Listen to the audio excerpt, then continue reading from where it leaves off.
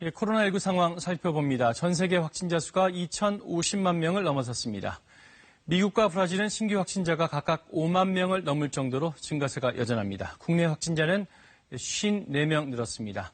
국내 발생이 35명인데 교회와 시장, 학교에 이어서 이번엔 유명 패스트푸드점 직원 모임에서 11명이 집단 감염됐습니다. 경기도 용인의 고등학교와 관련해선 5명이 양성 판정을 받았고 논산 훈련소 훈련병도 입소 사흘 만에 확진 판정을 받았습니다. 이제 추석 명절과 가을철 결혼 성수기도 다가오죠.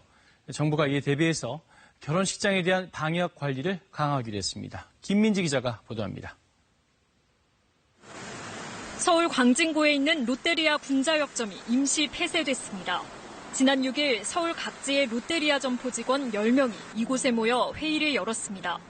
이들은 근처에 있는 족발집으로 옮겨 식사를 했고 이후엔 치킨집으로 자리를 옮겼는데 이때 인원이 더 늘어 모두 19명이 참석했습니다.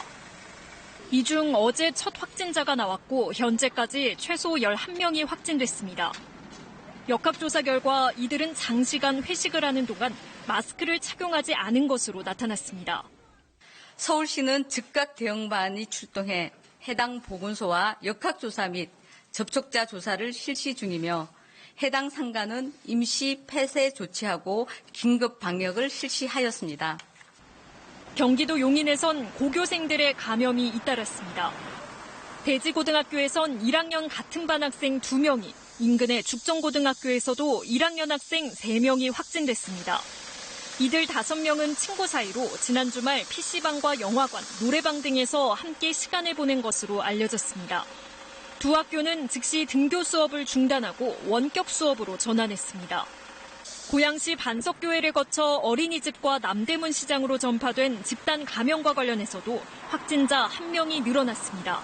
추가 확진자는 남대문 시장 상인의 가족으로 누적 확진자는 34명이 됐습니다.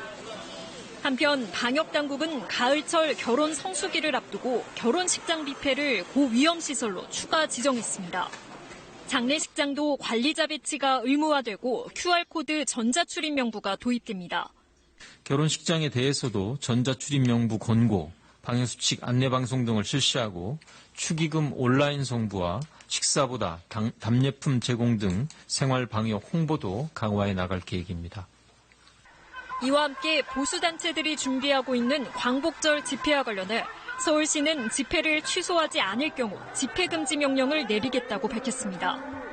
KBS 뉴스 김민지입니다.